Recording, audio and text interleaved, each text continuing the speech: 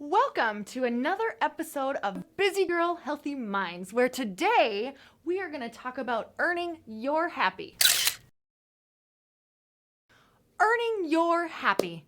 Have you ever said to yourself, when I lose 20 pounds, get that new job, or snag that hottie from the coffee shop is when I'll finally be happy? Or do you ever look at someone's life and think, wow, what would that be like to have her charmed life? Or how about my old favorite? What a bee! I bet she can eat whatever she wants. Most times we never ever see the hard work that goes on behind the scenes. I don't know about you, but I don't jump out of bed singing show tunes, inspired about the day.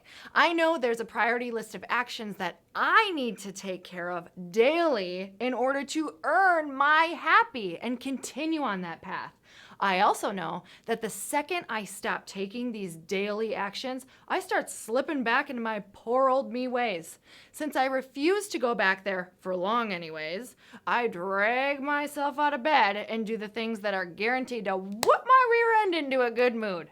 Since we know there's not one area of life that does not affect our mood, our body, our energy, we need to remember to give equal attention to all. This doesn't mean you need to build Rome in a day, ladies, but what it does mean is you can place a small brick in each area every day. And soon you'll have a solid foundation ready to build your personal empire of life. When you plan your day, imagine your life as a savings account you're trying to build up. When most people think of trying to get ahead, they get overwhelmed because they're picturing that they'll need to make large deposits, leaving them with nothing and a rotten taste in their mouth about trying to succeed.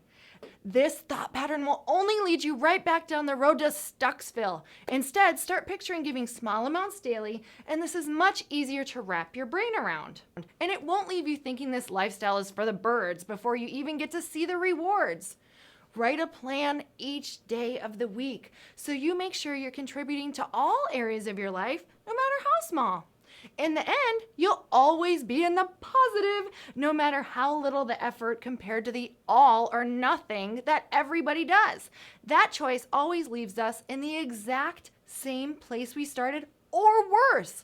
Your mama knew what she was talking about when she said a little goes a long way. So, what should your deposits include? Number 1, personal development. Getting outside of your comfort zone and growing as a person. The more we learn we don't know much.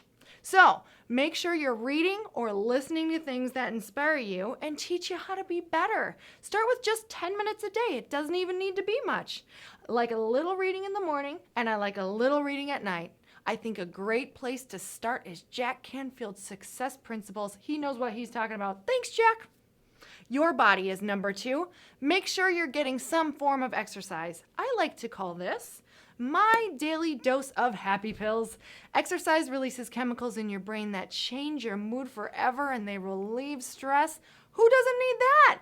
Number 3 is eating healthy. This should be my number 1 because we literally are what we eat.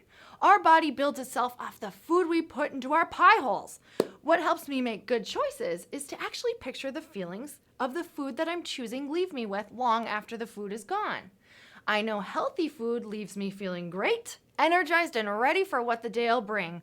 I also know that that huge slice of fudgy chocolate cake for lunch, it means that I'm going to be tired, I feel sorry for myself, and I'm about to tear these skinny jeans off because they're cutting into my sides. Also, remember why you're eating healthy. It's that extra edge needed in life to get ahead and have the desire and drive to go after your dreams.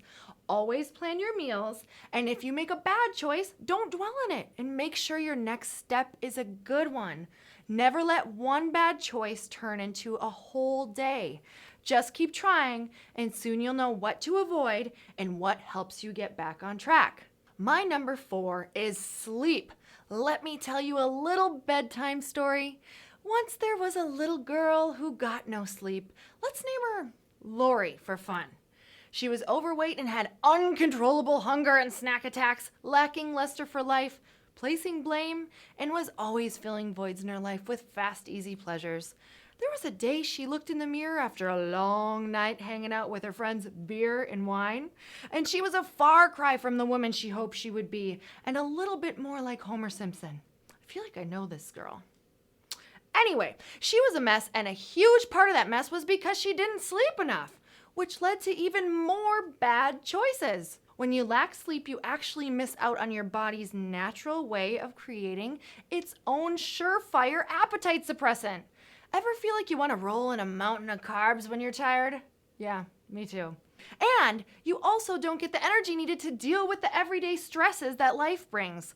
Without sleep, humans will just continue to search for energy sources, and oftentimes this will be borrowed from things like junk food, drinking coffee, alcohol, or worse. These things bring false, borrowed energy and then a big downhill crash.